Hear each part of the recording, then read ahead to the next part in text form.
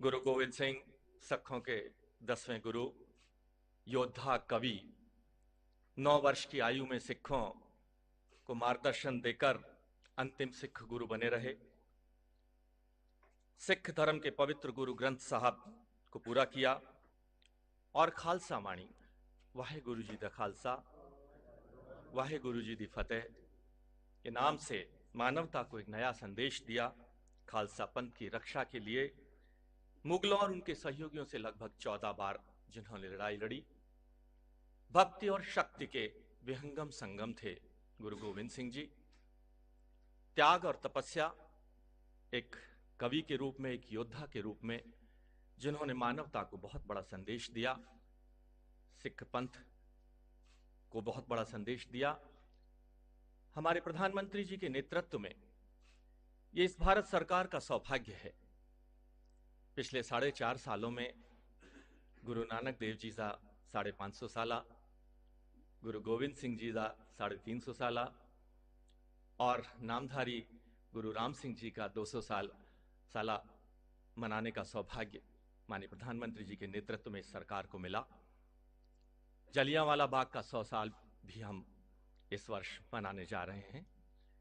मैं आप सभी उपस्थित विभिन्न समाजों के, संस्थाओं के प्रतिनिधियों का अभिनंदन करता हूं भारत सरकार की ओर से।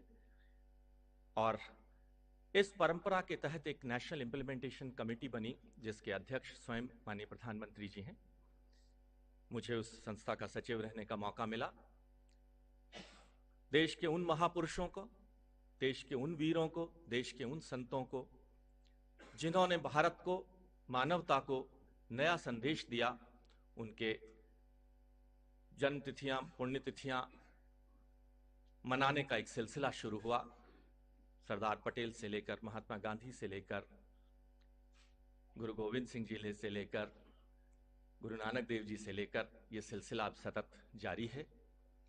मैं गुरुद्वारा प्रबंधक कमेटी के अध्यक्ष श्री गोविंद सिंह लोंगोवाल जी, श्री मंजीत सिंह जी के जी, president Delhi Gurdwara Prabandhak committee, professor Prem Singh Chandumajra ji, सांसद, Manjit Singh Rai ji, member minority commission, Vikramjit Singh Sahney ji, president world Punjabi organisation, Gurcharan Singh Gill ji, president Sikh Sangat ji, Malkit Singh Bal ji, president Maharashtra Sikh association, H S. Hanspal ji, Namdhari Darbar ji, Atma Singh Lubana ji, anti Sikh society, right, R P. Singh ji, Sikh forum, Charanjit Singh Atwal ji, और हमारे बीच में श्री बलविंदर सिंह भुंडर जी, senior vice president Akali Dal भी हैं, श्री श्वेत मलिक जी और श्री त्रिलोचन सिंह जी से प्रार्थना करूंगा कि वे माननीय प्रधानमंत्री जी का सरोपा भेंट कर सम्मान करें।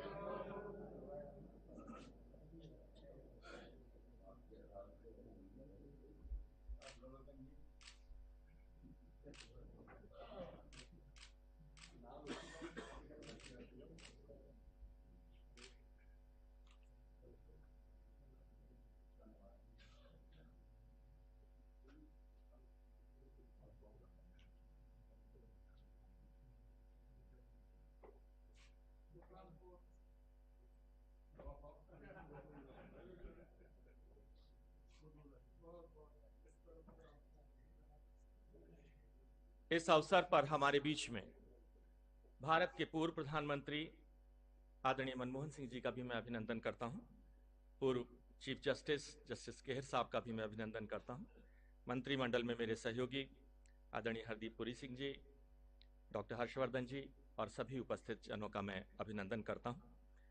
मैं माननीय प्रधानमंत्री जी से आग्रह करता हूं कि गुरु गोविंद सिंह जी के सम्मान में स्मारक सिक्का लोकार्पित करें। माननीय प्रधानमंत्री जी।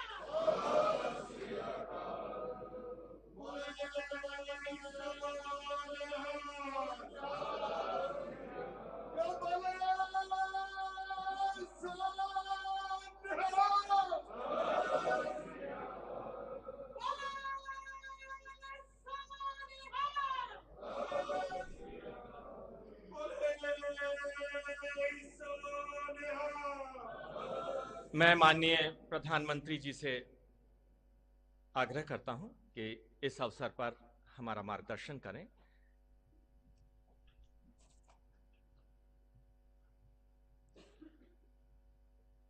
वाहेगुरु जी का खालसा, वाहेगुरु जी की फतेह। देश के अलग अलग कोने से यहाँ पधारे हुए आप सभी महानुभावों का मैं स्वागत करता हूँ। आप सभी को, पूरे देश को लोहड़ी की भी लख लख बधाई।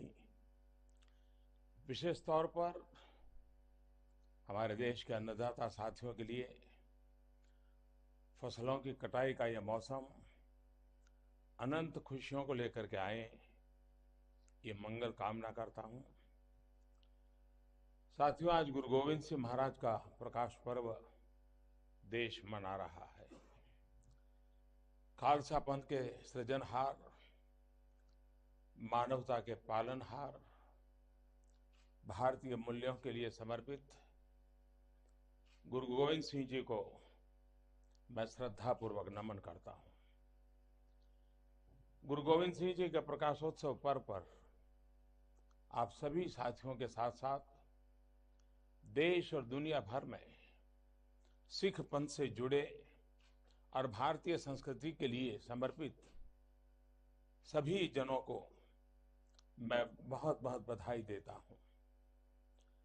साथियों, पिछला वर्ष हमने गुरु गोविंद सिंह महाराज की 350वीं जन्म जयंती वर्ष के रूप में मनाया था। सिख पंथ के इस महत्वपूर्ण अवसर को और यादगार बनाने के लिए केंद्र सरकार की तरफ से मुझे एक 350 रुपये का स्मृति सिक्का देशवासियों को समर्पित करने का सौभाग्य मिला है।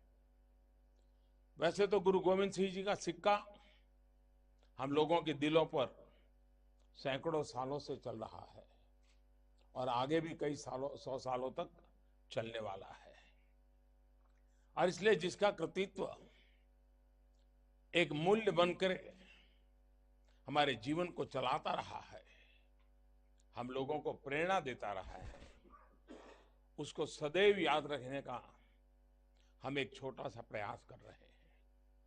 यह उनके प्रति आदर एवं श्रद्धा व्यक्त करने का एक छोटा सा प्रयास भर है और इसके लिए हम सभी एक संतोष की अनुभूति करते हैं।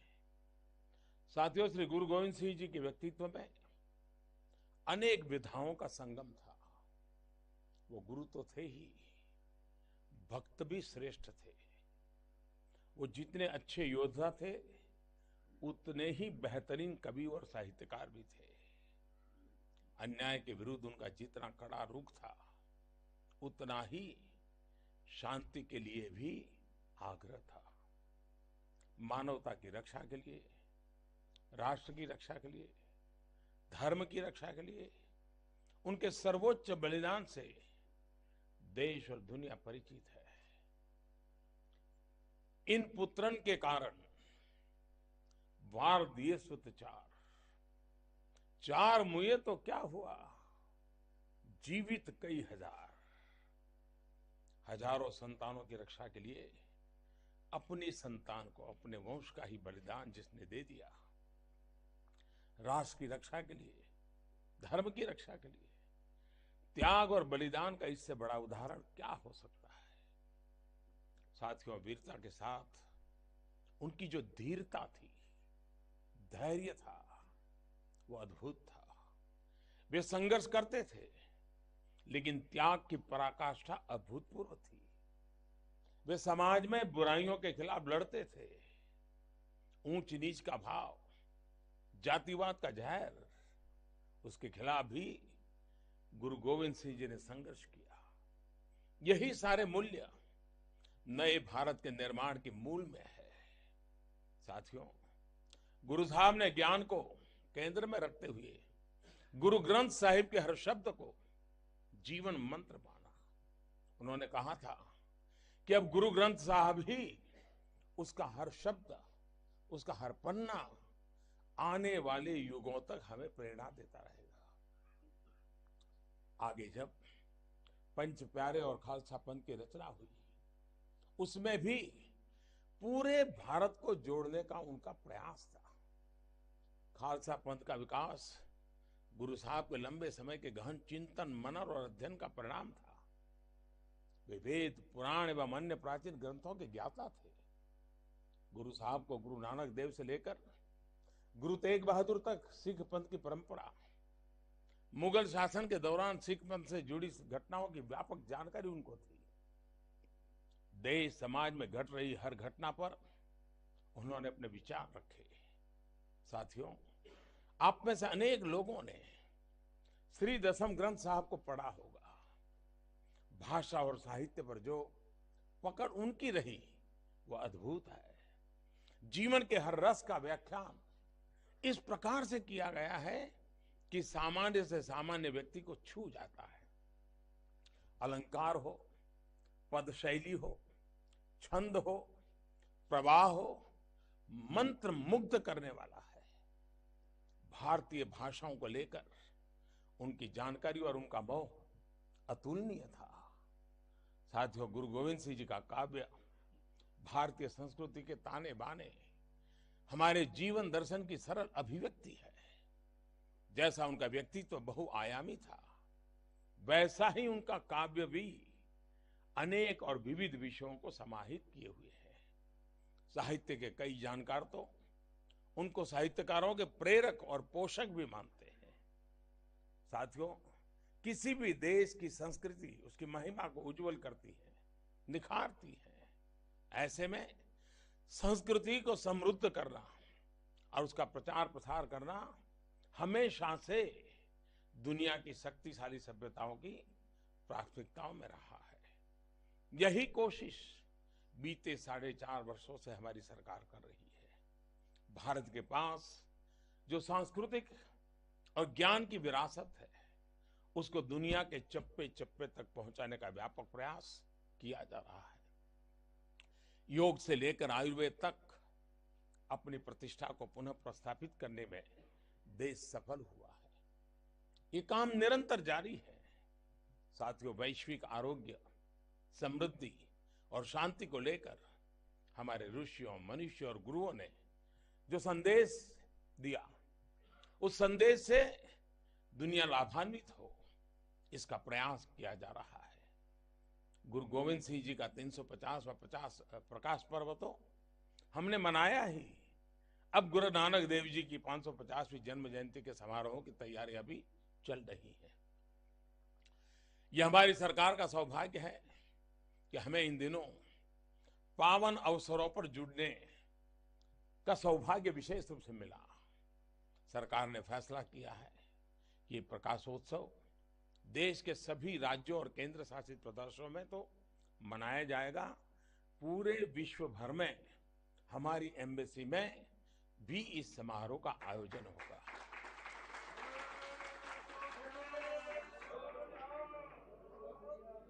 यही नहीं, आप ये भी भली भांति जानते हैं कि अब केंद्र सरकार के अथक और अभूतपूर्व प्रयास से करतारपुर कॉरिडोर बनने जा रहा है। अब गुरु नानक के बताए मार्ग पर चलने वाला हर भारतीय, हर सिख दूरबीन के बजाय अपनी आंखों से नारोवाल जा पाएगा और बिना वीजा के गुरुद्वारा दरबार साहब के दर्शन कर पाएगा।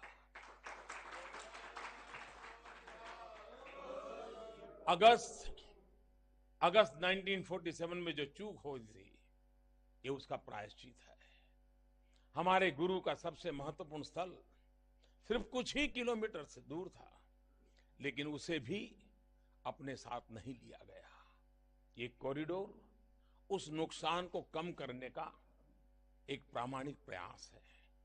साथियों, गुरु गोविंद सिंह जी हो या फिर गुरु नानक देव जी, हमारे हर गुरु ने न्याय के साथ खड़े होने का सबक दिया है। उनके बताए मार्ग पर चलते हुए आज केंद्र सरकार 1984 में 1984 में शुरू हुए अन्याय के दौर को न्याय तक पहुंचाने में जुटी है। दशकों तक माताओं ने, बहनों ने, बेटे बेटियों ने जितने आंसू बहाए हैं, उन्हें पहुंचने का काम, उन्हें न्याय दिलाने का काम अब कानून करेगा। साथियों, आज के इस पवित्र दिन गुरु गोविंद सिंह जी महाराज के दिखाए 11 सूत्रीय मार्ग पर चलने का फिर से संकल्प लेने की जरूरत है। आज जब भारत एक सशक्त राष्ट्र के रूप में स्थापित होने की राह पर चल पड़ा है, तब भारत की भावना को और सशक्त करने की आवश्यकता है। मुझे विश्वास है कि हम सभी गुरु जी के बताए मार्ग से नए भारत के अपने संकल्प को और मजबूत करेंगे। एक बार फिर आप सभी को प्रकाश पर्व की बधाई। आपके लिए नया साल ढेरों खुशियां लेकर के आए, इसी कामना के साथ जो बोले सो निहाल, सत श्री अकाल।